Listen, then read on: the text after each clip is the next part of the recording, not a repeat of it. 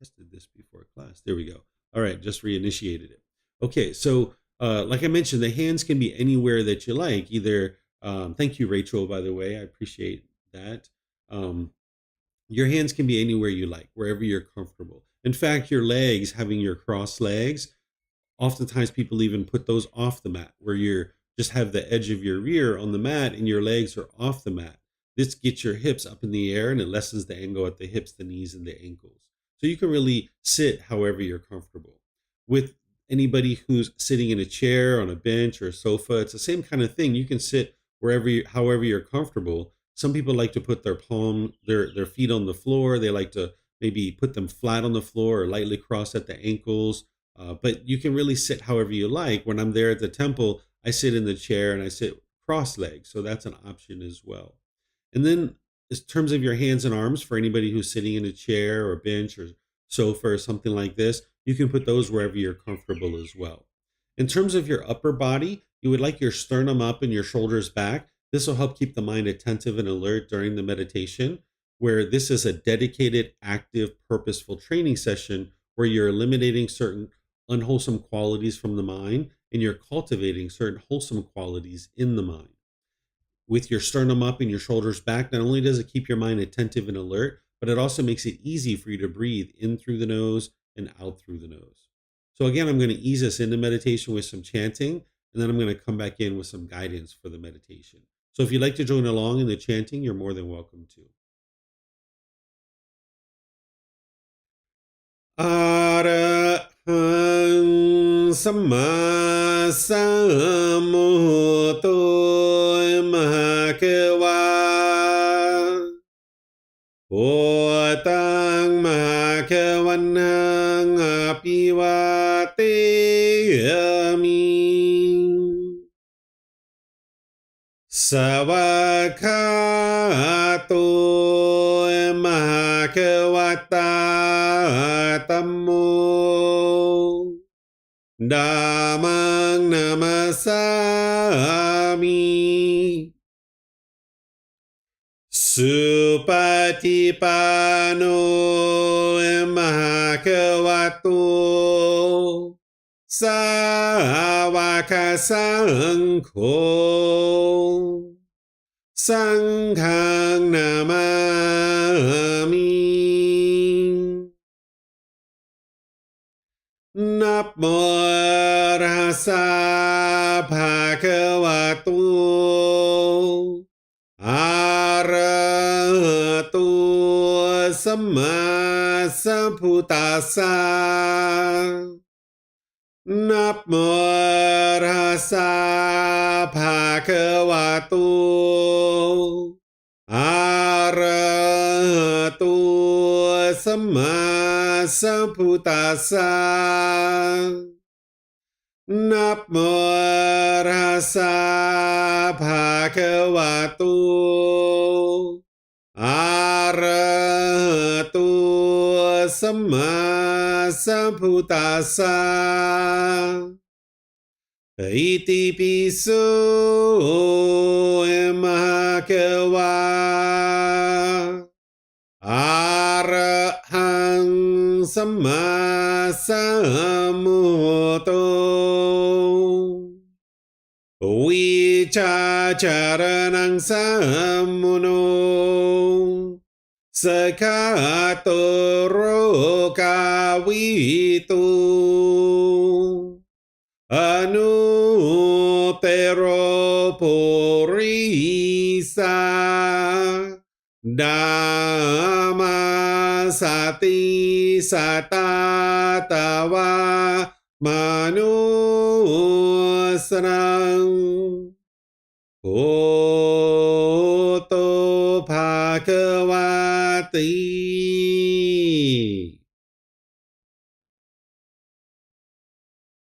Okay, with the lower body and hands and arms comfortable,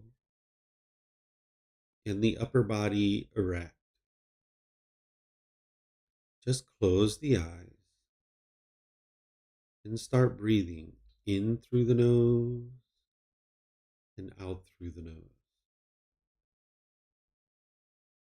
Here you're just looking to establish the breath. A nice, natural, steady, consistent breath. Not forced or controlled, just a gradual inhale through the nose,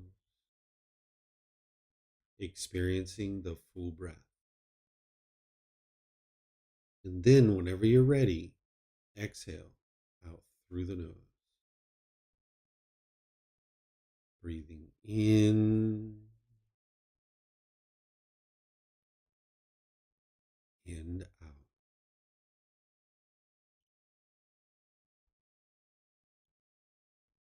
Breathing in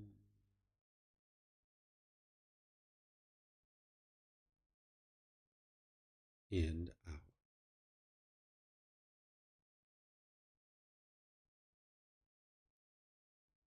Your breath may not match up with the guidance that I'm providing, and that's okay. This is your practice. I'm just here for guidance.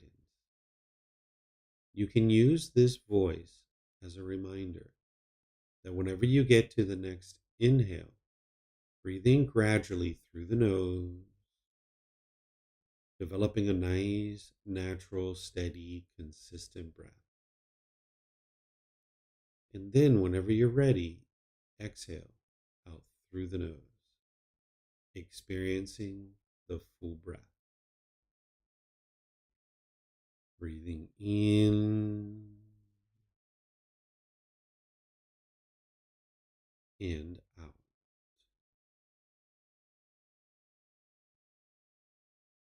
Breathing in and out.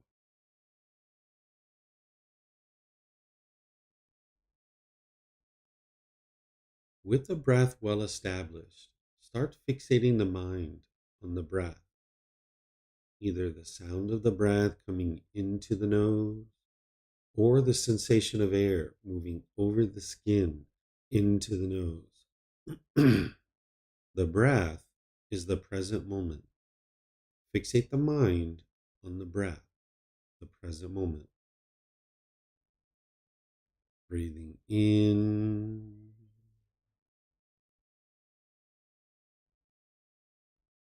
and out. Breathing in and out.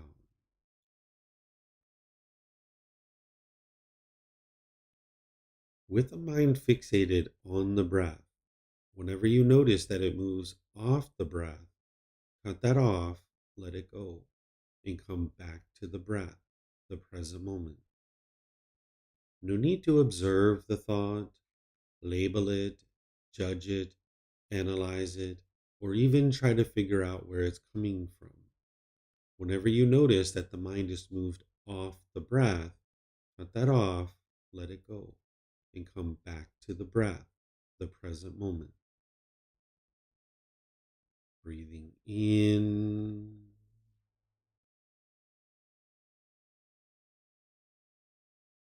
and out.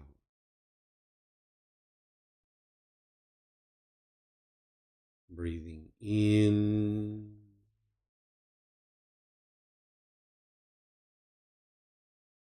and out. I'm going to be quiet now and let you do this work of focusing on the breath, cutting off and letting go anytime the mind moves off the breath. Then I'll be back with more guidance on loving kindness meditation. You have nowhere to go. There's nothing to do. No one needs you right now. This is your time to focus on the breath. Breathing in and out.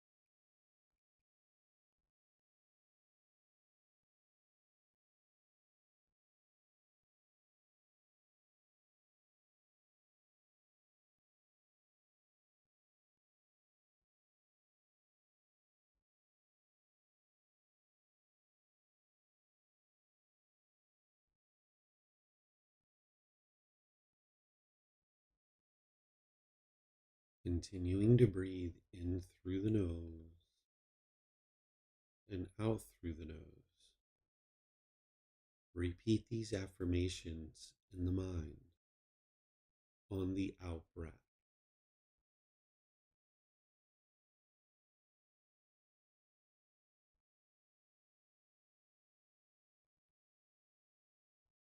May I be peaceful.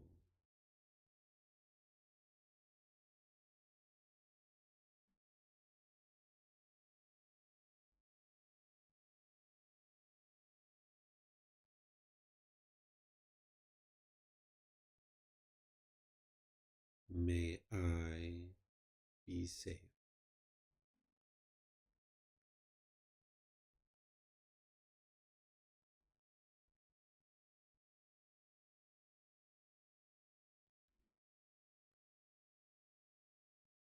May I be well.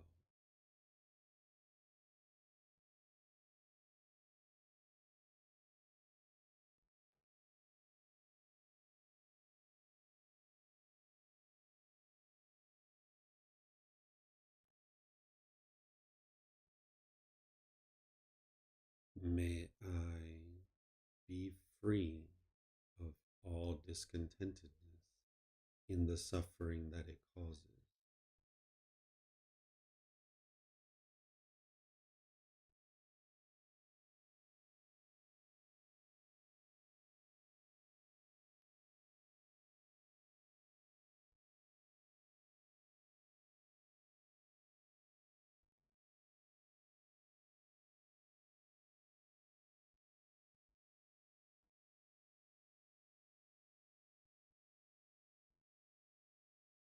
May mom and dad be peaceful.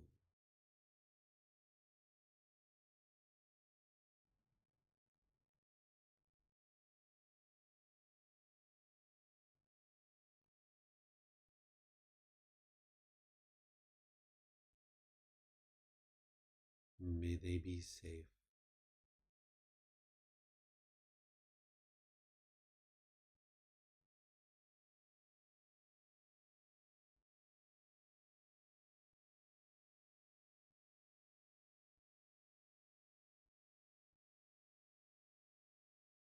May they be well.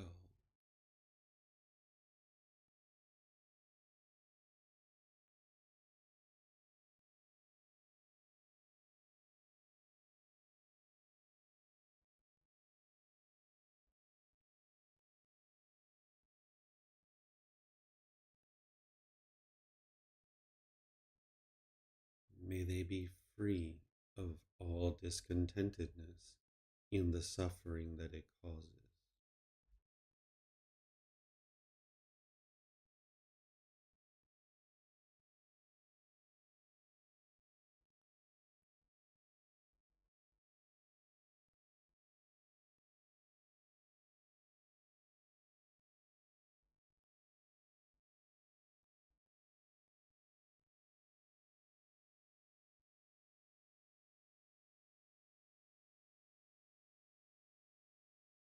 May my family, friends, neighbors, and coworkers all be peaceful.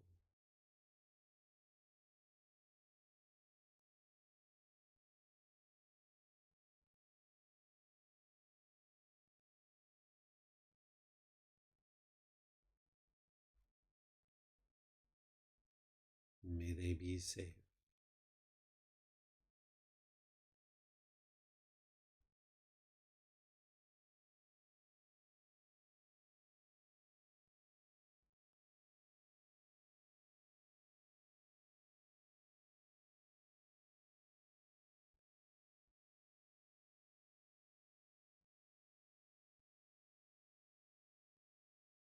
May they be well.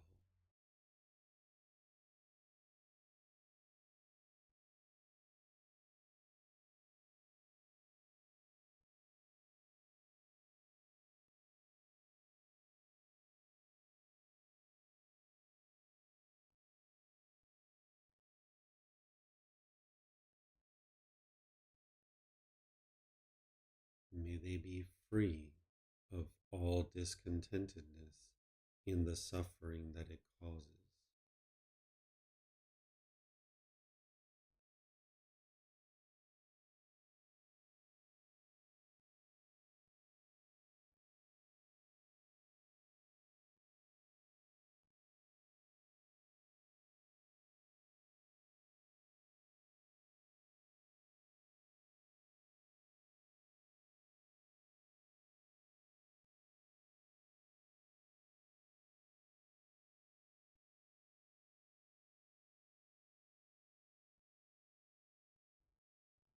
May all those who have caused me harm be peaceful.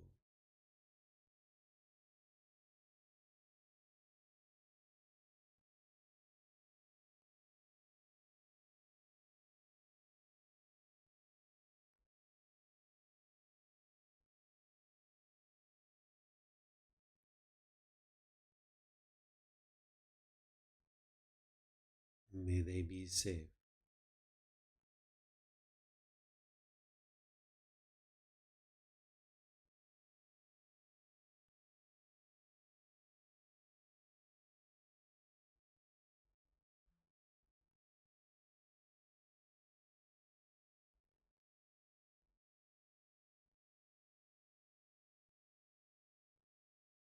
May they be well.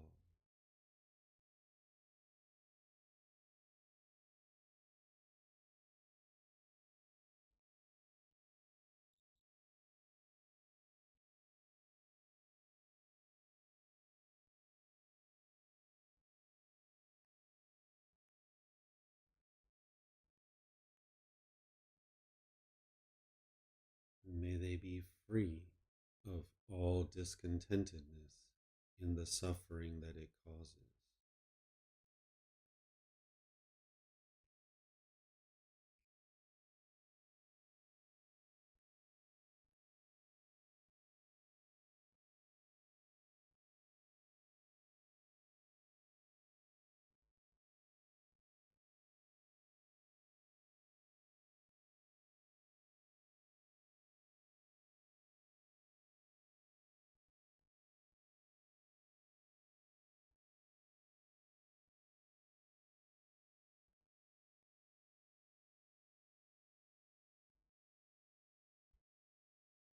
May all those who I have harmed be peaceful.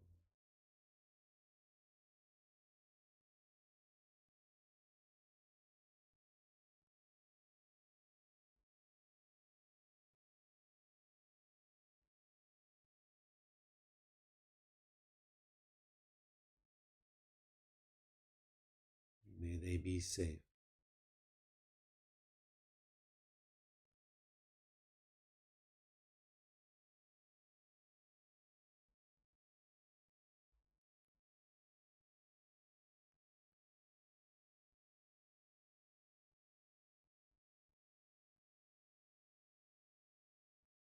May they be well.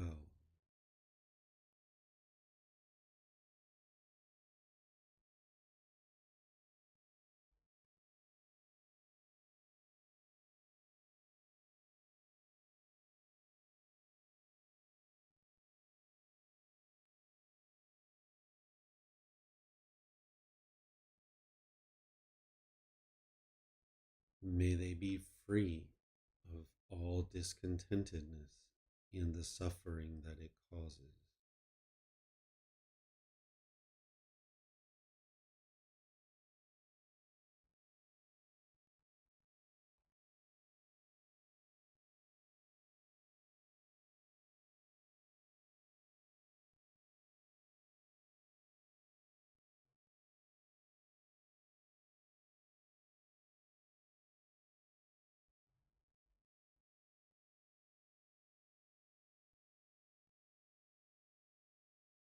May all beings, wherever they reside, be peaceful.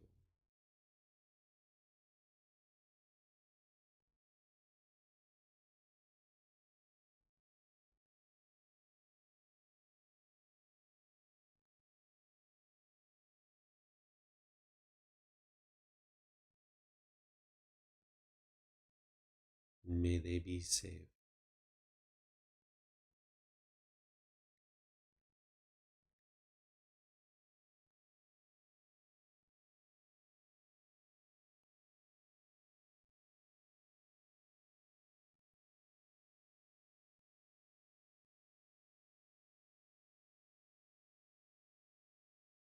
May they be well.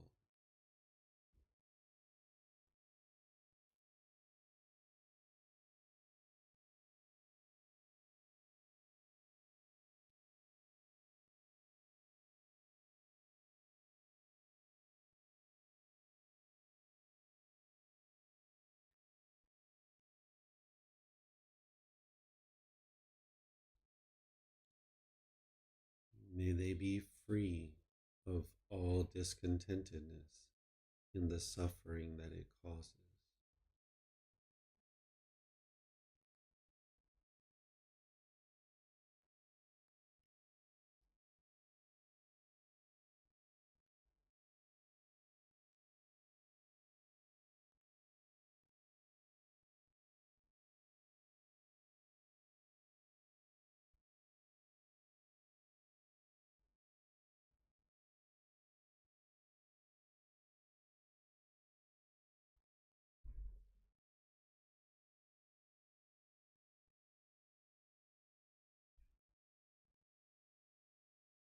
Now return back to breathing mindfulness meditation, focusing on the breath, cutting off and letting go anytime the mind moves off the breath.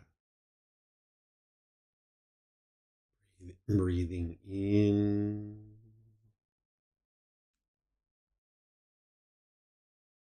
and out.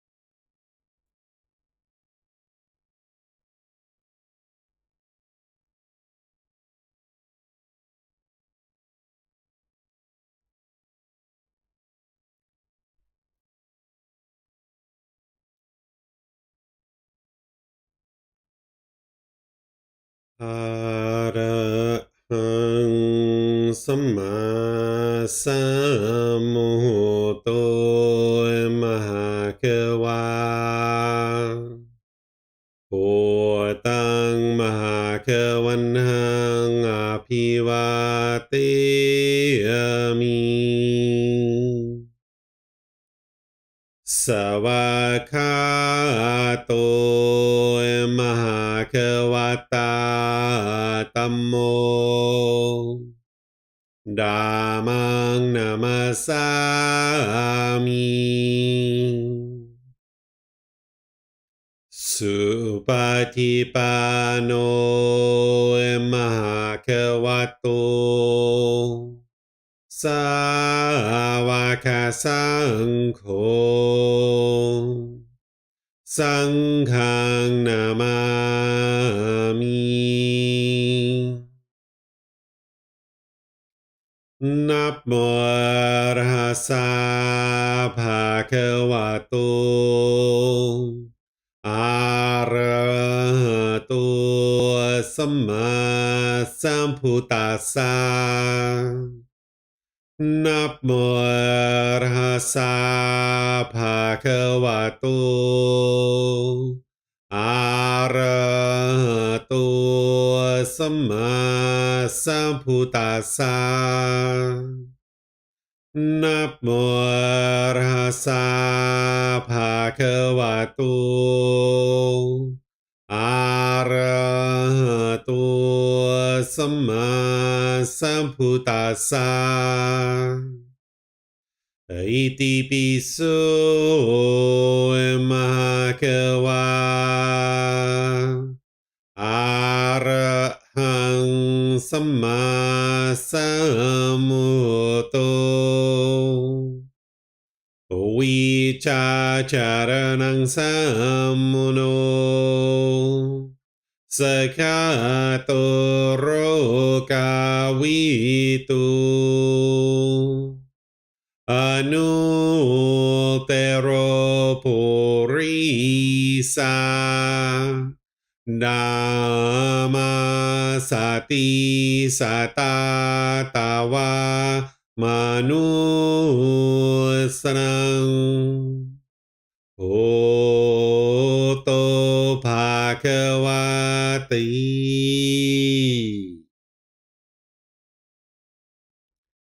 If you guys would like to slowly make your way out of meditation, once again, welcome to all of you guys. Welcome to everyone at the temple. Welcome to everyone who's online as well. Nice to see everyone this morning.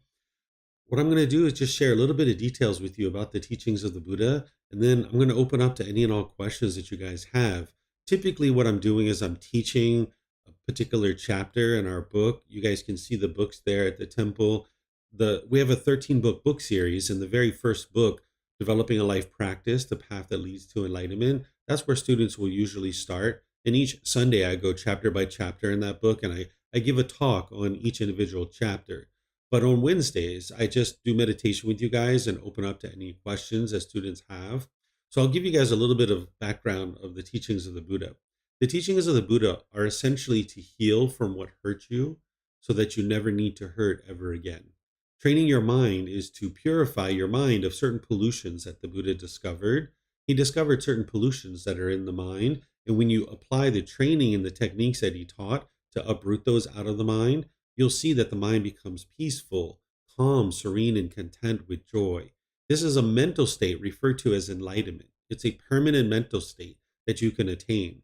And what's hurting the individual mind is within your own mind. There's certain pollutions that the Buddha discovered.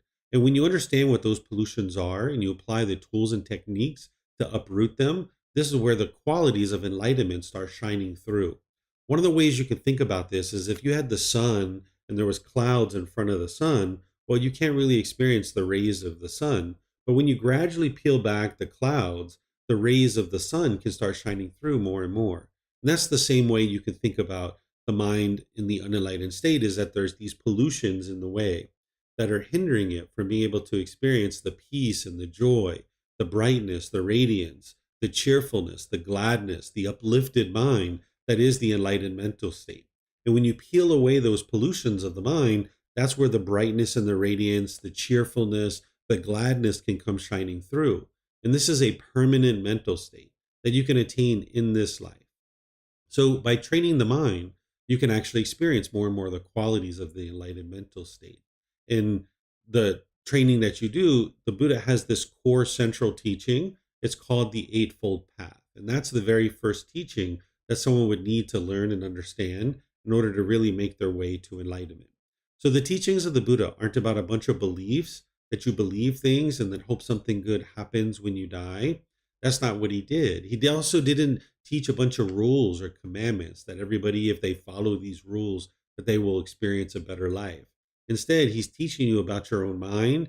He's teaching you how to purify your mind, and he's teaching you how to experience this peaceful and joyful mental state in this life so that you can have the ideal life, that you're living and you're not experiencing any struggles or difficulties in your day-to-day life.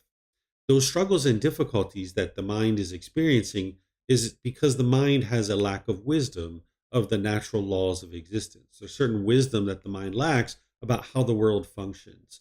And because of that, it will continue to struggle and have difficulties. This is the unenlightened mental state.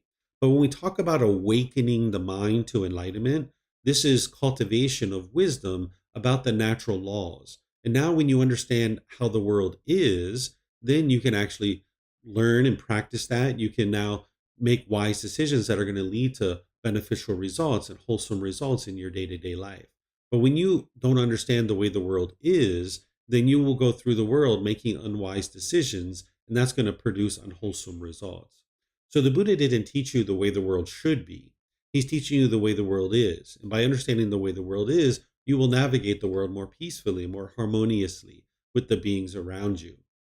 If you think back to the natural law of gravity, that when we were young, we struggled with this natural law because we didn't have wisdom of this natural law of gravity. So we fell down, we bumped our head, we broke open our elbows, we broke our toys, we cried and cried because we have so much lack of wisdom of this natural law of gravity that we made unwise decisions that led to unwholesome results. But that natural law of gravity was affecting us, whether we were aware of it or not. But slowly but surely, we gained wisdom of the natural law of gravity, and that's where we started making wiser decisions. And now we experience wholesome results according to this natural law of gravity, that we don't fall down, we don't hurt ourselves, that we have gotten to the point where we can now climb a ladder, we can ride a bicycle, we can get on airplanes and fly all over the world because we fully awoke to the wisdom of this natural law of gravity. And that's why we make wise decisions related to it. Well, there's other natural laws that are affecting you, whether you're aware of them or not. And when the mind lacks wisdom in these natural laws, you will struggle and have difficulties in your day-to-day life. That's what the stress and the anxiety is. That's what the anger and the frustration is. All these other discontent feelings, the mind is struggling in the world. These feelings aren't actually being caused by other people or external things. What's causing it is that the mind is craving permanence. It's wanting things to be a certain way. It has certain expectations. There's a longing, yearning. Whereas if the mind gets what it wants, it's happy, it's excited, it's elated. Where if the mind doesn't get what it wants, it gets painful feelings like anger, sadness, frustration, irritation, annoyance, guilt, shame, fear, stress, anxiety. These are all very painful for the mind to experience. But it's coming from one's own mind. It's not coming from something external. So if the mind is longing, yearning, it has wants and expectations, if it gets what it wants, it gets pleasant feelings. But those pleasant feelings are temporary. They're conditional. Those pleasant feelings, they arise, they change, and then they fade away. Ultimately, you're ending up back into the painful feelings. And then if you don't get what you want or what you're expecting or what you're longing, yearning for, that's where those painful feelings are coming from. The mind is experiencing the sadness, anger, frustration, and others. But you can transform all of this through understanding what the mind is doing and then training it to no longer have this longing, yearning, where you're forming your inner feelings based on some external thing. So you can independently verify what I'm sharing with you to be the truth. Because as I mentioned, none of the teachings of the Buddha are based in belief. You can think about a boyfriend or girlfriend that you were with. When you guys were together, you might have been really happy, particularly at the beginning. You were so excited and felt so thrilled with this new relationship. But over time, there were certain wants and expectations that you had of that person and they had of you. And when they were meeting your expectations, you felt happy and excited. And at the beginning of the relationship, you had very few expectations. This is why you had such pleasant feelings at the beginning of the relationship. But then as the relationship went on, your expectations and what you wanted from this person increased. And now that produced those painful feelings. And when you guys broke up, that's where you really experience maybe some loneliness or boredom, or maybe you were missing this person, or maybe you were angry or frustrated with them. This is because the mind is craving permanence, wanting things to be permanent, when in reality, you live in an impermanent world. Everything around you is constantly changing, but yet the mind's lack of wisdom doesn't understand that, and it craves permanence, wanting things to be permanent. So it's not the love or your care that is causing you to feel the painful feelings in a relationship with a partner. What's causing that is the mind is craving, it's longing, it's yearning, it's wanting things to be a certain way. And then when grandma and grandpa die, it's the same thing. That it's not the love that's causing the mind to experience the sorrow and the grief or the pain or the displeasure. If you've had parents die or siblings die, you're not a bad person if these things have happened. It's just that the mind is craving permanence and wanting them to be permanent when in reality they are impermanent. Because they were born, they had to die. Each one of us is actually going to die. That's the nature of the world. We are all impermanent. So, as long as the mind is craving permanence, it will continue to struggle and have difficulties. You can think about this in relationship to maybe like a new car or something other like this, like a product or something that you've purchased. When you first get it, you might get so excited and so happy. But then, like if you got a scratch on your car, you would be frustrated or agitated or annoyed. This isn't the scratch that's causing it. And it's not the person who scratched your car. It's the mind craving permanence and wanting this car to look permanently beautiful. When in reality, this car is impermanent. It can't stay permanently beautiful. The paint's going to fade. It's going to get a scratch. The tires are going to need to be changed. The upholstery is going to get ripped and torn. And as long as the mind is craving permanence, when that car gets a scratch or some other thing like that, you'll be frustrated or agitated or annoyed. So you can transform all of this through training the mind. Because as I mentioned, when the mind is experiencing craving, desire, attachment, and it gets what it wants, it gets those pleasant feelings. But when it doesn't get what it wants, it gets the painful feelings. And those painful feelings arising, the mind falsely attributes them to something external. And you might push people away, thinking that they're the ones who are causing your problems. You might have pushed away your family or your friends, pushed them away or pushed the situation away. This is called aversion, where the mind is falsely thinking the problem is external. So you push that person away. But you can see that that didn't solve the problem because your mind still gets annoyed. You still get frustrated. You still get irritated. If this person was the problem or this situation was the problem, when you push them away, you wouldn't be frustrated or agitated or annoyed any longer. Another thing that the unenlightened mind will do when it thinks that the problem is external is it will be bitter, harsh, and hostile with others through your intentions, your speech, and your actions. It's almost like an animal growling and roaring at another animal, trying to fear them into doing things your way. And this damages your relationships too. Or you might put your expectations on people and try to control them or force them to be a certain way. And this is going to just lead to disharmony in your relationships. Because as long as you're pushing people away, you're being bitter, harsh, and hostile, or you're putting your expectations on people, you can't live harmoniously with all people, all beings. So there's a better way of life here that the Buddha taught, which is training your mind to understand that the actual discontent feelings are being caused by your own mind. And there's tools and techniques to transform that and train your mind to be able to experience improved results. But oftentimes people are sometimes complacent that they're not interested in doing the work, or sometimes people's egos are so high that they don't want to admit and be able to see clearly that it's their own mind that is causing these difficulties and struggles. But if somebody's truly interested in making real transformation in their mind and in their life, the teachings of the Buddha are here for you to be able to help you to do that. And it's up to each individual to choose that that's something that they're interested in doing. And then if somebody's interested in doing that, then that's what I'm here for, to be able to help people that I provide books and audiobooks, videos, podcasts, classes, courses, retreats, even personal guidance. And this is all available at no cost to people to be able to learn and grow and develop on the path to enlightenment. Where a teacher is kind of like a tour guide pointing out for you the things that you need to learn, where a student is choosing to do the work. They are their own independent practitioner. Essentially, the teachings of the Buddha are like a self help program that is guiding you and training your mind and getting to a point where the mind is completely peaceful and completely joyful.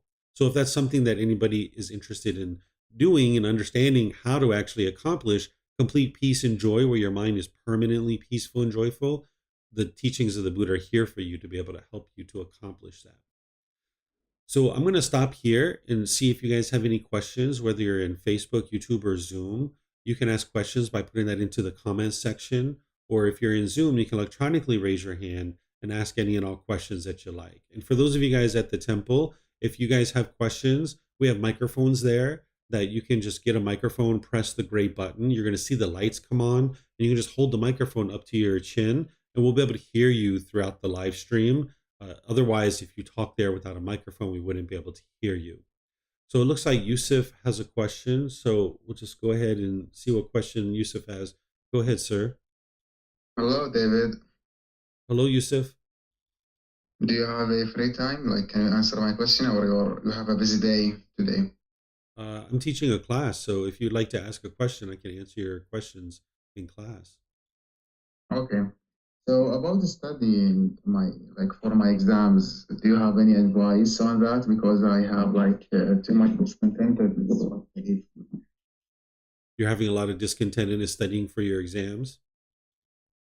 Yeah, when I study, I have discontentedness. Yeah, so what I suggest that you do is prior to studying, that you do a breathing mindfulness meditation session and then you start studying. This will help the mind, but you're not going to be able to, snap your fingers and instantly eliminate the discontentedness associated with your studying. There's some craving that you have. There's some longing, yearning. Maybe you want to be outside with your friends, or maybe you want to be doing something else. Your mind's longing, yearning. So now when it's time to study, your mind doesn't want to do that, and you're experiencing whatever discontent is, frustration, irritation, annoyance, or what have you.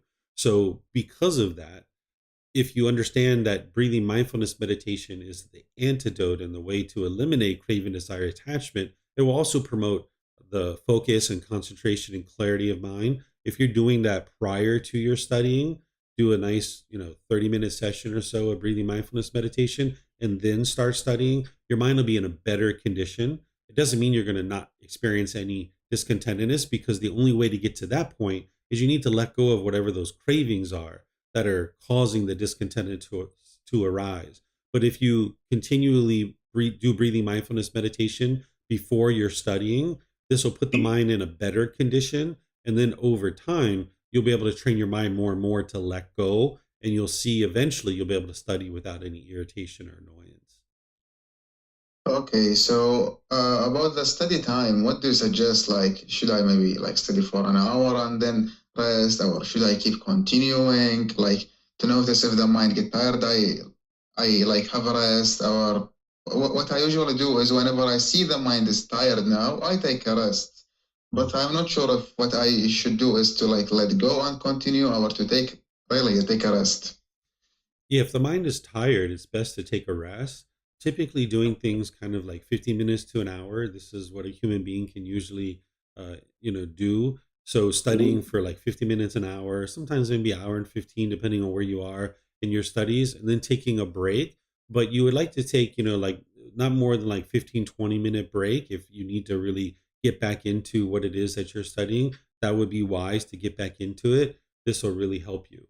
And the other thing that I'll suggest too is oftentimes when we have big books like in college, we keep those closed. And sometimes people have a lot hard time to go over to their books and open them up and actually get studying, because the mind sees it as so much effort, because it's somewhat complacent and it doesn't want to go over and open the books. So if you have a certain subject, say like biology, and you've been studying biology, it's best to leave your books open on your desk, so that then when you go take your break and you come back, it's much easier for the mind to now go back into studying when you leave your books open. And you can do this like even overnight. If you know like you're going to study the next day or the next day, just leave your books open, that the mind will have a tendency to go back to studying more readily when their books are open. I know it's a very simple, small thing, and for some people it might sound a little bit silly, but you'll see that it actually works because the mind will have more incentive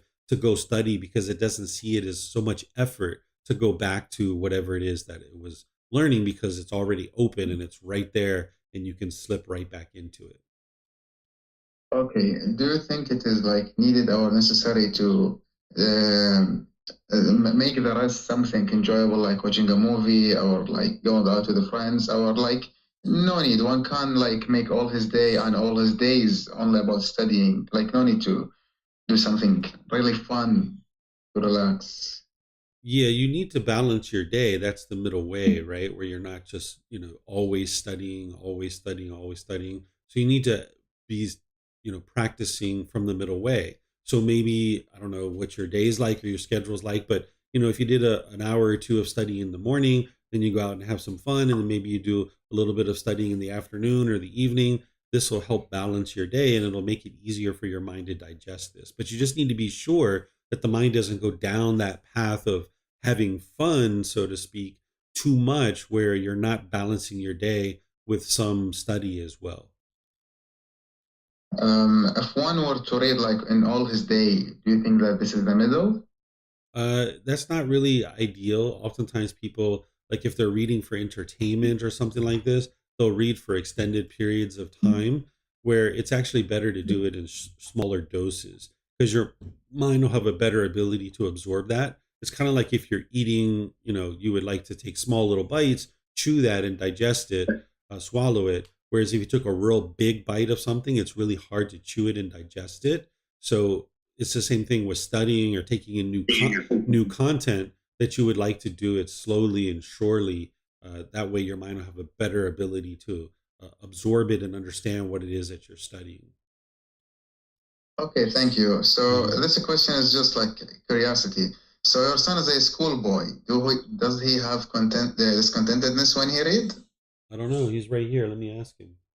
Hey, Balan. Balan, when you read, do you have discontentedness? He said no, he does not. Okay, is it fine for me to move to another subject? You can, if you have a whole lot, because I know Yusuf, you usually have a lot of questions. There are other people that would like to ask questions. Maybe you can give them an opportunity. Yeah, sure. Okay, thank you. All right, it looks like Nancy has a question. Go ahead, ma'am. Hello, David. Mm. Yes, thanks for your time. My question is about the loving and kindness meditation. So when we do the loving and kindness meditation, we will have to combine it with the breath meditation, or we can do loving and kindness meditation alone. It is possible to do loving kindness meditation alone. You can just go right into loving kindness meditation.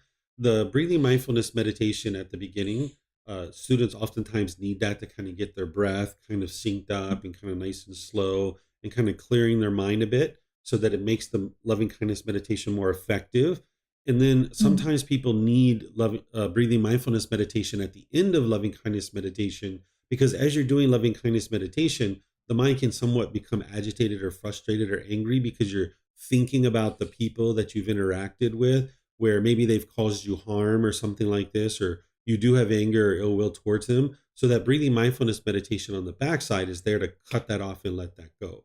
But these are optional. You don't need to do it that way. If you find that you can just go right into loving kindness meditation and bubble up the loving kindness, perfect. You could just go right into it.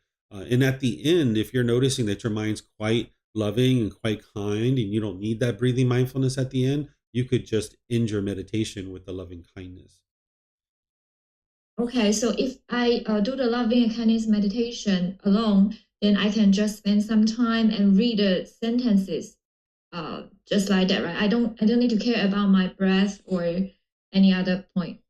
You would like to focus on the breath as you're doing these affirmations. So for Mhm. me, like when I'm doing this, I'm taking a nice deep breath in And then on the out Okay. breath, I'm doing the affirmation of may I be peaceful. Then I let that breath all the way out. And then I breathe Mm. in, and then it's may I be safe. So you do pay attention to your breath. And then I put a breath cycle in between rings. So when I say, may I be free of all discontentedness and suffering it causes on the out breath, then I'm going to breathe in, then I'm going to breathe out, then I'm going to breathe in, and then I say, may mom and dad be peaceful, for example, right? Okay, got it. Mm. Understood. Thank you. Yeah.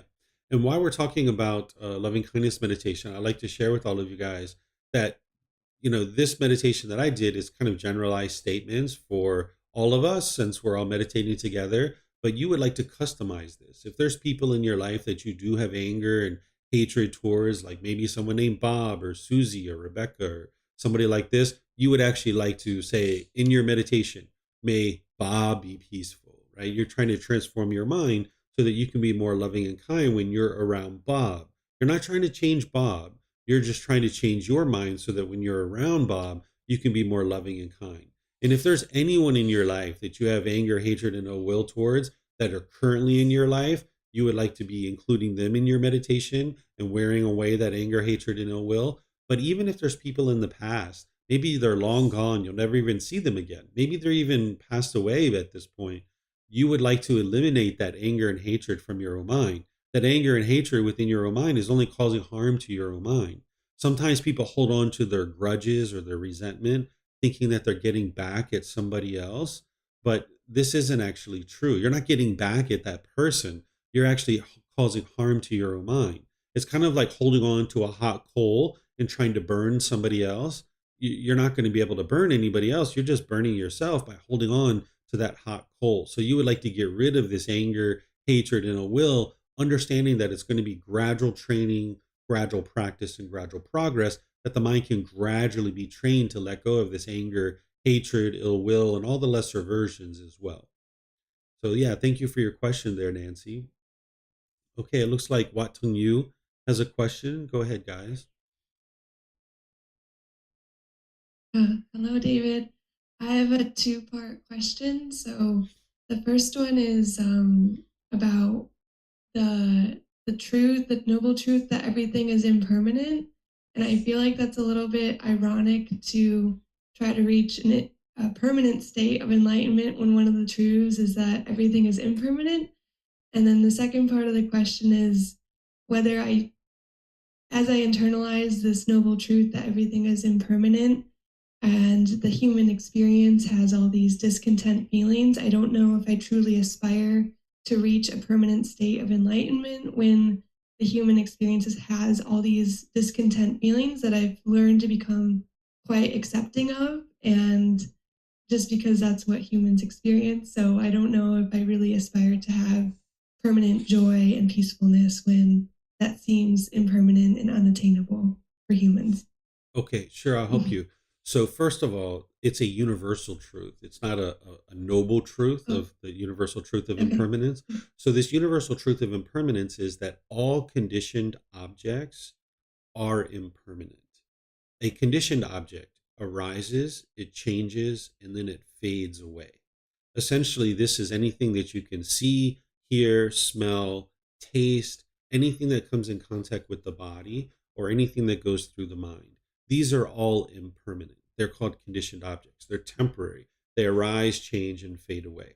But then there's something called unconditioned objects. They don't arise, they don't change, and they don't fade away. These are permanent objects. And this is what enlightenment is, that it's a permanent mental state. Because right now, in the unenlightened state, you have certain causes and conditions that are causing these feelings to arise, change, and then fade away. Where by the time you purify your mind, you've eradicated those. You've eliminated the causes and conditions that are producing the discontentedness. So the mind is now unconditioned. And having an unconditioned mind, it is now a permanent mental state. So the Buddha didn't say everything is impermanent. He said all conditioned objects are impermanent. And then he talked about unconditioned objects, such as enlightenment is unconditioned. It doesn't arise, it doesn't change, it doesn't fade away. by the time you're experiencing enlightenment, it's a permanent mental state. And then the natural laws that he taught during his lifetime, those are permanent as well. They're the same natural laws that existed during his lifetime that exist today, because they don't arise, they don't change, and they don't fade away. But these aren't things that you can see, hear, smell, taste, touch, or thoughts or ideas that go through the mind. Those are all conditioned objects. So that's your first answer to your first question. Uh, and then the second question, you said that you don't aspire to get to enlightenment because you've accepted these discontent feelings. Well, that's approach that you could take, and you're welcome to take that. That's your personal choice. Um, but you'll just go around being angry and frustrated, agitated, and all these other discontent feelings the rest of your life. It is attainable to get to a permanent mental state of enlightenment. Right now, maybe at the beginning, you don't necessarily understand what that is 100%. You've kind of maybe adopted this view that, it's normal for humans to experience this. You can do that. You can resign yourself to experiencing these feelings, or you could opt out, right? It's kind of like if you get these constant spams from people in email, you can let your constant email fill up with spam. You could do that, or you could opt out and unsubscribe to the email list. It's your choice, right? What you decide to do. If someone's interested and has a sincere interest in getting to this peaceful and joyful mental state, which is 100% obtainable, then that's what I'm here for, is to help those people. If somebody's not interested in getting to the peaceful and joyful mental state where their relationships can be blossoming, they can have personal and professional relationships that are all harmonious in their life, get to the point where they're not even in a bad mood any longer, then that's what I'm here for. Because by the time you train your mind to uproot these pollutions, not only do you experience these kinds of benefits, but your mind is focused, you have concentration, clarity, and deep memory. There's a whole litany of benefits.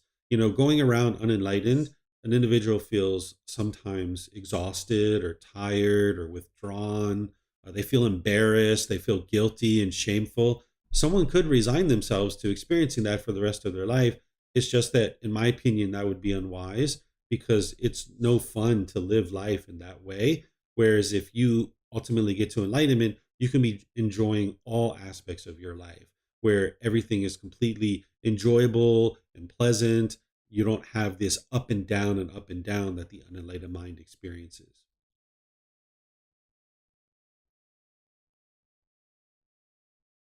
Thank you. Yeah, you're welcome. All right, let me see if we have any other questions on Facebook or YouTube, or if you guys have any at Wat Tung, you guys are welcome to ask more questions.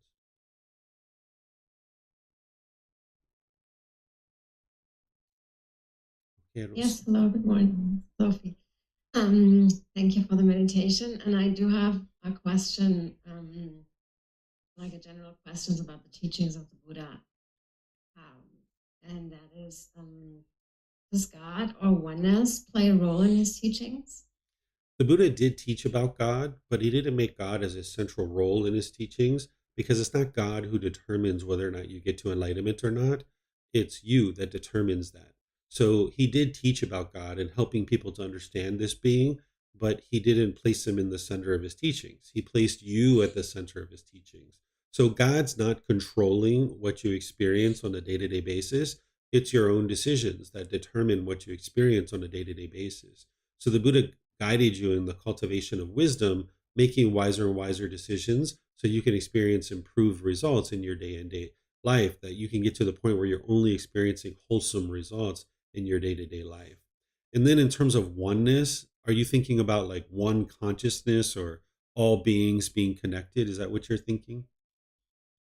Yeah, especially when we talk about it, like that there's no real like personal individual self. Mm-hmm.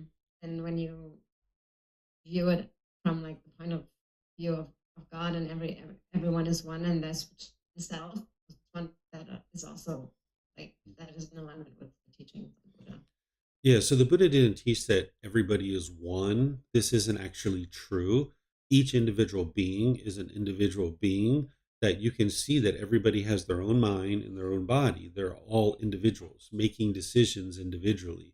So he's guiding you in how to train your mind to make wiser and wiser decisions, leading to more and more wholesome results in your day-to-day life.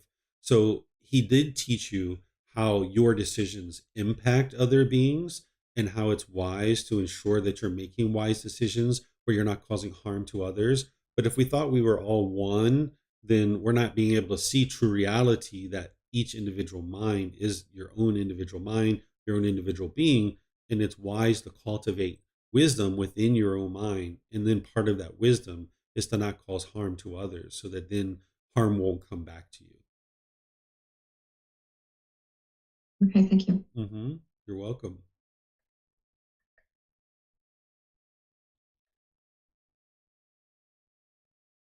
Okay. You guys have any more questions at Wat Tung Yu?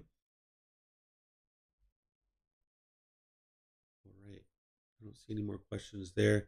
Looks like Yusuf has some more questions. So go ahead, Yusuf, if you'd like to ask questions.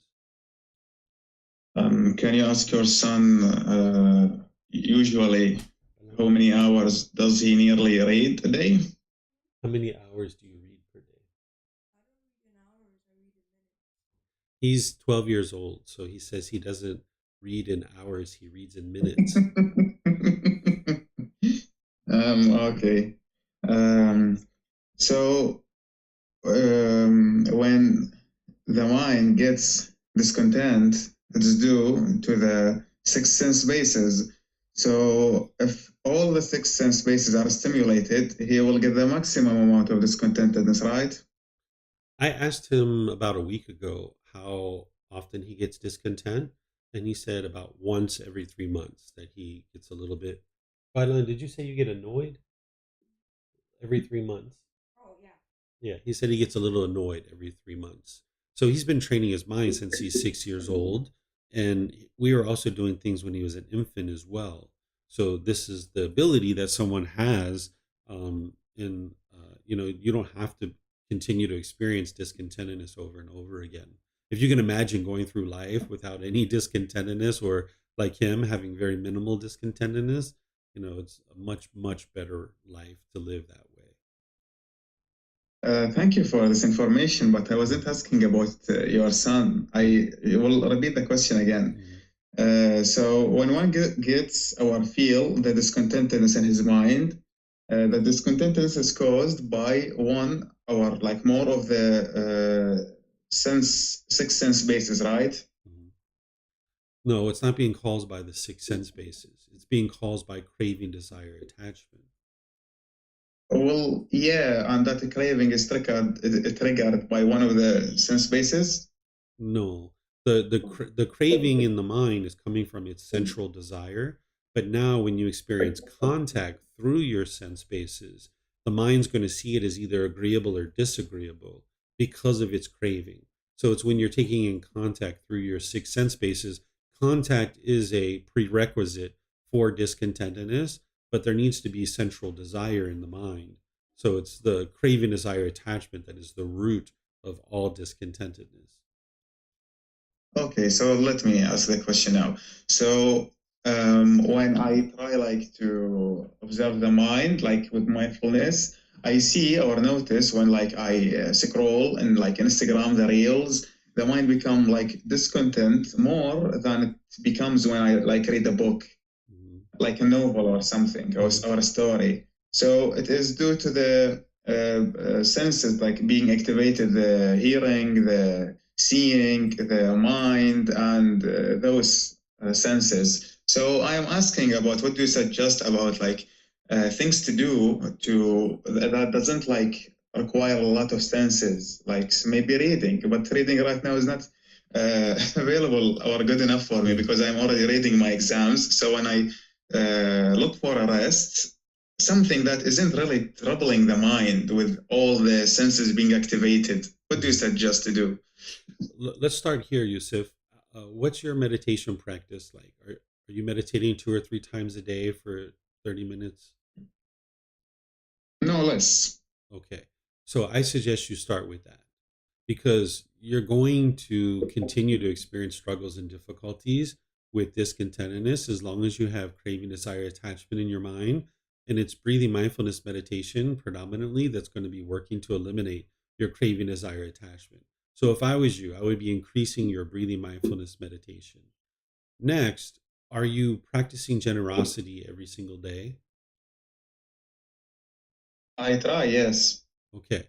So instead of trying, you need to be sure that you're doing it, where each day you're practicing generosity every single day, frequently throughout your day. These two things are really targeting your cravings, desires, attachments. If you're not doing those things, that's the baseline training, along with all the other factors of the Eightfold Path. That's what's going to really transform your mind. You're going to experience some discontentedness between now and enlightenment. You're going to experience it, whether it's like you said, watching YouTube reels or on Facebook or reading. You're experiencing all kinds of discontentness because you have so much craving. We've talked many times. You have a significant amount of craving in your mind. So you're going to experience some discontentedness. But if you're not applying the tools and techniques like breathing mindfulness, meditation, and generosity, it doesn't matter whether you're watching YouTube videos or, walking down the street or reading a book or sitting in class with your professor. You're going to experience discontentedness because you've got craving, desire, attachment in your mind. So instead of trying to fix the outside world where you're choosing to either read and not do YouTube and Facebook or, go for a walk or whatever like this, I suggest you start with the baseline fundamental teachings, which is partially the breathing mindfulness meditation and practicing generosity. You really need to build that up and all the other factors of the Eightfold Path. A great advice. I am like lacking in meditation and lacking sleep also because of the cravings that are present in the mind. So getting lost in YouTube reels or any of those stimulating senses is not beneficial for me. What I should do is to look for things that will help the mind to be calm, not to be like overactive. That's why I'm asking you to suggest me some relaxing stuff to do because as I said, I can't do meditation good enough because I can't have a day where I am calm good enough because of the activities that are burdening the mind. And excuse me, about the generosity, you can also answer that. What should I do on a daily basis to be generous? Okay. So you're asking and requesting of me to give you activities that you can do to relax, right? Yeah. Okay. So it's not the outside world that's going to produce the relaxation. Like if you learned crocheting or knitting, or if you went outside and played football, that's not what's going to produce the relaxation and the stress relief. What I'm teaching you is what's going to produce that.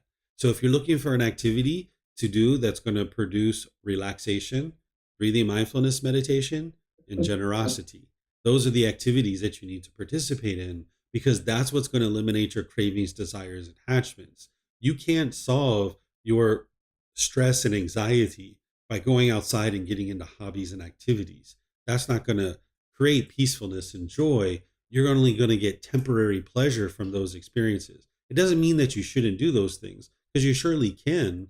But what I'm sharing with you is that what's causing your mind to not be relaxed is the craving, desire, attachment, the longing, the yearning. And the way to get rid of that is the breathing mindfulness meditation and the generosity. So that's why you need to focus on that. There's no amount of external activities that is going to produce stress relief in your mind. In terms of your generosity, you're going to need to look in your environment and see what you do on a day-to-day basis where you can be practicing generosity with the people around you, sharing your time, effort, energy, and resources. There's a whole host of things that you could be doing, and you need to look in your environment and see what you could be doing in order to contribute and helping others through your time, effort, energy, and resources. It doesn't need to be significant. It can be, even a few seconds here and there, a minute here and there. In certain situations, you might devote more time to those kinds of things. But since you're a college student, I'm sure there's things at the college or university that you could get involved in. There's probably things you could be helping your mom and dad with. There's probably things that you could be helping your friends with. You need to just be looking around you and figure these things out. I can't give you a whole laundry list of things because some of those things may not apply to you. This is where you need to move to a higher consciousness. And you need to think through with your own wisdom, cultivating your mind and being able to see and how and which ways you can be practicing generosity. Well, I was thinking, but I couldn't find anything. So I will keep thinking and get back to you if I didn't find anything about generosity on a daily basis. Okay? Yeah, it's up to you. I'm here to help you, Yusuf, but you're going to need to do some thinking, because typically what you do is you ask a whole lot of questions, almost like you're trying to get me to tell you what you should or shouldn't be doing. And that's not my role. My role is to explain to you the natural laws. And then within those natural laws, you can learn and grow and develop and figure these things out. A teacher is not here to give you like a step by step guide of like a paint by numbers kind of thing. You're going to need to think and use your own creativity to figure these things out and make choices on your own. Okay. Is it fine to ask more questions? What else do you have? Well, some about maybe once you said that you care about your people enjoying your company. Do you think you could say such a thing? That I care about people enjoying my company? Yes. Whether someone enjoys spending time with someone or not is not necessarily a function of that individual. There are things that you could do where it triggers people's cravings, desires, attachments, and then now they're having uncomfortableness, but that uncomfortableness is coming from the other person. So by training your mind in these teachings, you can get to a point where a large majority of people will enjoy spending time with you. But even still, there's going to be certain people that their cravings, desires, attachments are triggered, and they're not necessarily interested in spending time with you. So even as an enlightened being, not everybody is going to enjoy spending time with that person. Not because that person is doing anything necessarily, but because an individual's mind has craving, desire, attachment, wanting or expecting things to be a certain way. So an individual who's on this path or who is actually enlightened, they might care. They'll have care towards other beings, but they also understand if someone's not enjoying their company, then it's not coming from that person themselves. It's coming from the person's own mind. Okay. How can I tell if someone is not interested in me or like in having a relationship with me, like a friendship or something? He's not interested in me. They'll tend to not spend time with you, not be interested in talking with you, being involved with you. That maybe you invite them somewhere 3, 4, 5, 6, 10 times, and they're just not interested in coming and spending time with you. They just aren't interested in associating with you.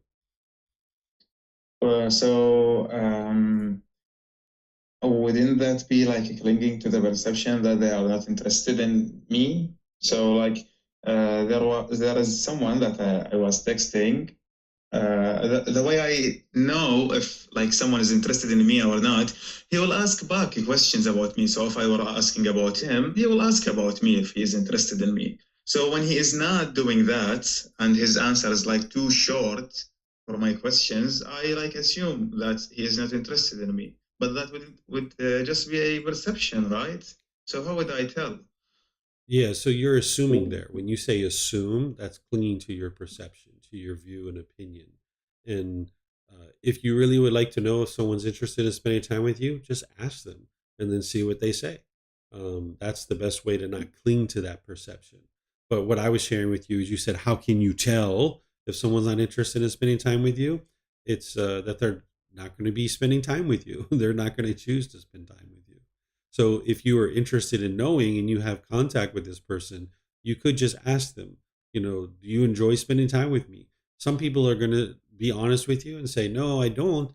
And other people are maybe going to lie. This is a challenge that you have to look at. But, regardless, just spend time with the people who are interested in spending time with you. If someone chooses not to spend time with you, then that's their choice. If I would like to give some attention or interest in someone, then if he wasn't like asking about me or something, I stop and notice. If he asked about me, like, hey, Yusuf, where are you? You aren't there. what are you doing? If he didn't do that, then maybe I should like I can't say assume that he's not interested in me, but maybe like have the idea that he is not, because he didn't like call me or text me or came to me to spend some time. Is this like a valid way? Mm, you can't assume anything, Yusuf. Even if somebody is asking you questions about yourself, that doesn't mean that they're necessarily interested in spending time with you either. Um, like there's a particular student that I have that is constantly sending me messages, and even I don't reply to them, they constantly continue to send messages over and over and over and over again. And I don't reply to them because they have such a craving to talk to me that it's almost like stalking me, that every time I show up in Zoom, they're showing up in Zoom and just asking me simple questions. They constantly just trying to have conversation with me about pointless things that don't even involve the teachings of the Buddha. And this individual just has a craving, a longing, a yearning, and a wanting to just talk with me. And I'm more than interested in helping them to get to enlightenment, but they need to learn to eliminate their craving, desire, attachment to just talk and interact with people. This person tends to be very talkative and talks a lot. And even when people don't reply to them, they still talk to them. They just have frivolous speech where they're just talking all the time. I think you know who I'm talking about here, and it would be helpful to be able to do breathing mindfulness meditation and generosity, training your mind to eliminate these things. But sometimes individuals are complacent or they have so much ego that they don't actually practice the teachings. So it's helpful to just really focus on the core path, not allowing the mind to assume, not allowing the mind to cling to its perceptions. And then this is what's going to produce real results in an individual's life. Did you say that I might know that person? I think you know that person. Ah, okay. Mhm.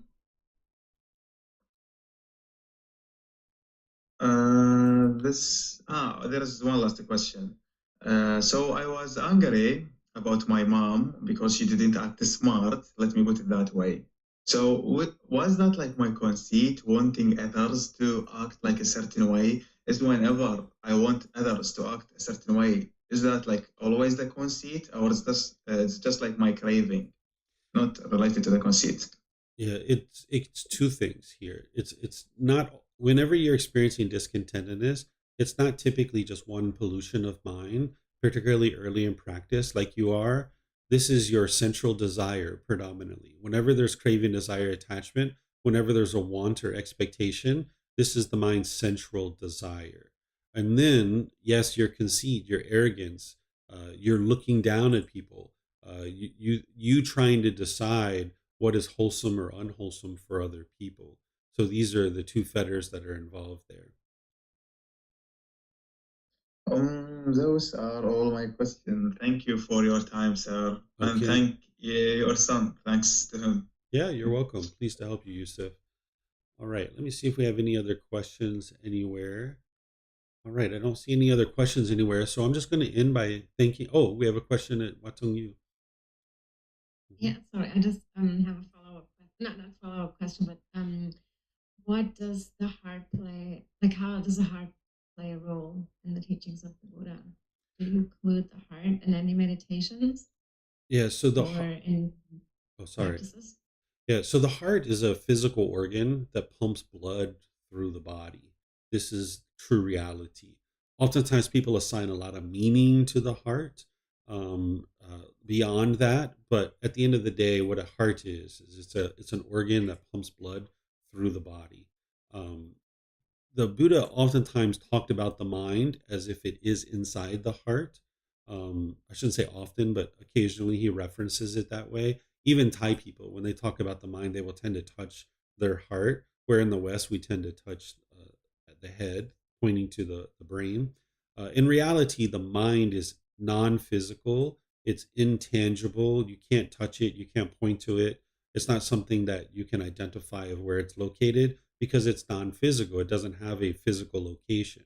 So there isn't any meditation in the teachings of the Buddha about the heart because the heart is the physical body that moves blood through the body. Everything that the Buddha taught is to train the mind. And that's what he's guiding you to do.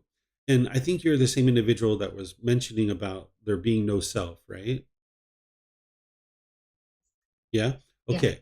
So that particular teaching of the universal truth of non-self, the Buddha isn't saying that there isn't a being here, because there is a physical body, there is a mind that's coming together, and the Buddha refers to this as a person. But he is teaching you the universal truth of non-self in order to help you understand not to cling to any of this as who you are, like the physical body, your feelings, your perceptions, your choices and decisions, your mind itself. These are called the five aggregates or the five criteria. These are the five things that make a living being a living being. That a living being is going to have physical form, it's going to have feelings, it's going to have perceptions, which are views and opinions about the world. It's going to have choices and decisions, referred to as volitional formations, and it's going to have a mind. So oftentimes what the mind is doing in the unenlightened state is it's clinging to these and holding on to them, wanting them to be permanent. And the Buddhist teaching on the universal truth of non-self is helping you to understand to let this go and not allow the mind to cling to it. Because if you do, you're going to either get pleasant feelings when something is agreeable, or you're going to get painful feelings when there's something that's disagreeable. Sorry about that. I think that's the maid by line. She would like to get in, or he would like to get in. So this is the mind clinging to these things, trying to identify as these as who you are. And now the mind struggles in those situations. So the universal truth of non-self isn't to say that there is no being here. It's just to help you understand not to cling to these things as who you are. Yeah, that makes sense. Thank you. Mm-hmm. And one more question on the way to enlightenment. We're not enlightened yet, and there's things that frustrate us or agitate us. Is the one thing that you would do, or the Buddha would teach, is to practice mindfulness meditation, or is there anything like forgiveness or anything that he would suggest to do, or he suggested to do in situations where we're not enlightened yet and are frustrated or in any way discontent? Yeah, there's multiple things that an individual needs to learn and grow and develop in order to move the mind to enlightenment. It's the Eightfold Path, which is the core central teaching that an individual needs to be able to deeply understand and make their way to enlightenment through the Eightfold Path. But not just any old resources are going to help you to learn the Eightfold Path. You need to learn with the original words of the Buddha. That's why the book series that I share there and all the other resources that I share are based on the original teachings of the Buddha with his original words. You might think that everybody who shares the teachings of the Buddha would be sharing based on his original words, but this isn't actually true. Out of all the temples I've ever been to, which are well over 200 at this point, I've only ever been to one temple that actually shares the original words of the Buddha, and that's less than 1%. So you need to be able to get access to his true teachings in his original words to learn the Eightfold Path. That's going to give you the ins and outs of exactly how to move the mind to enlightenment. He starts you off with the Four Noble Truths, and that's what you need to learn. And that's what I teach students when they're first getting started, is the Four Noble Truths, and then the whole entire rest of the path. So that's where an individual would be wise to learn that. But then when the Buddha was asked to kind of boil his teachings down to something very simple that somebody could kind of learn and practice on a day-to-day basis, understanding that you need to practice the Eightfold Path to get to enlightenment, but what is it that I can be doing like really simply each day to make my way towards enlightenment? He talked about generosity, moral conduct, and meditation. These are the three things that you need to do on a day-to-day basis in order to move the mind to enlightenment. Because generosity, the giving and sharing without any expectation of anything in return, is going to train the mind to let go. Right? And you need that on board where you're frequently practicing generosity day in and day out. Then there's a certain amount of moral conduct that each unenlightened being is practicing that is unwholesome and unwise. And as long as you're putting out that unwholesome and unwise moral conduct, that means it's causing harm, and that harm is just going to come back to you. So it's kind of like the oil pipe is spewing all over the world. You need to shut down the oil pipe so it's no longer spewing all over the world. So the moral conduct that an individual is involved in the unenlightened state is this unwholesome and unwise moral conduct that's causing harm, you need to shut that down. And that's what you're going to learn in the Eightfold Path of how to improve your moral conduct. Then there's meditation. Meditation is also something you're doing frequently on a daily basis in order to train the mind and transform it to be able to then practice things like the moral conduct. So there's 4 meditations that the Buddha taught. There's only 2 that are primary that you need to be learning and practicing as you're first getting started. This is the breathing mindfulness meditation and the loving kindness meditation. This is what's going to really target some of the major problems in the mind. So it's generosity, moral conduct, and meditation that an individual would be needing to practice early on and really making their way towards enlightenment. And in order to accomplish all of this, an individual needs guidance from a teacher. Oftentimes, people are out there in the world trying to navigate their way through the path to enlightenment without any help or guidance from a teacher. There's only one type of individual that would be able to get to enlightenment by themselves without the help of any teachers or any guides, and that would be an actual Buddha. And those are very rare in the world. The last one that the world is currently aware of existed over 2,500 years ago. So each individual is going to need teachers and guidance on their path. So they're going to need to learn that Eightfold Path, that they need to learn inside and out, and a teacher is going to be able to guide you in how to understand that and learn that. And then ultimately, on a day-to-day basis, you would like to be practicing the generosity, the moral conduct, and the meditation. But that is all informed and helping you to gain the wisdom of how to do that through the Eightfold Path. And it's a teacher that's going to help guide you in learning those particular teachings and providing you the needed resources to be able to learn those teachings. Thank you so much. Yeah, you're welcome. For all of you guys, I would suggest you start with that first book, Developing a Life Practice, The Path That Leads to Enlightenment. You can download it for free from our website. You can take it and go print it. You can get printed versions at the temple by just reimbursing us for the printing cost, or you can get it on Amazon. This is the best place to really get started on the path because, as we were talking earlier, it's no fun to be angry and frustrated and agitated and annoyed. And there's a better way of life here that the Buddha taught, but you need the resources to be able to bring that wisdom into the mind.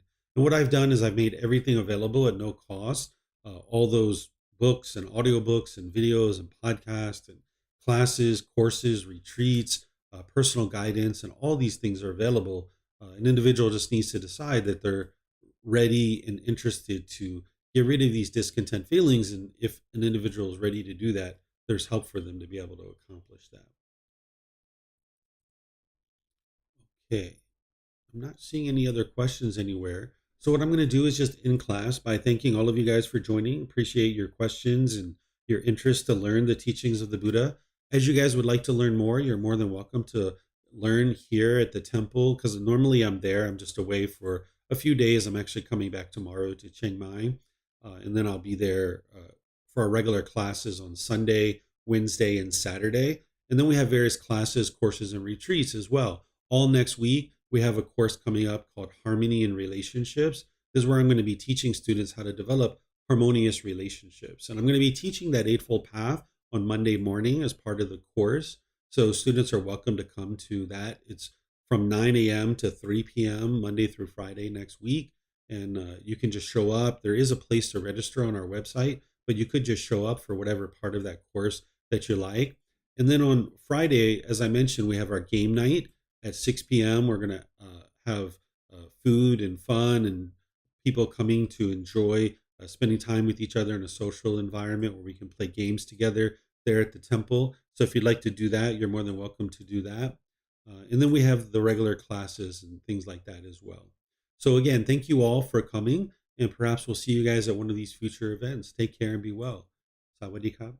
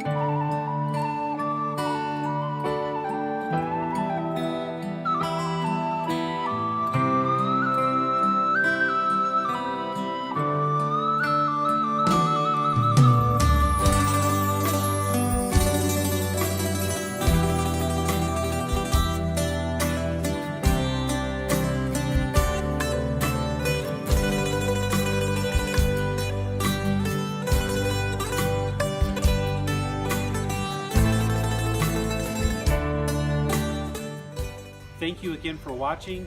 Enjoy your meditation. Look forward to seeing you online and answering any questions that you might have. Thank you so much.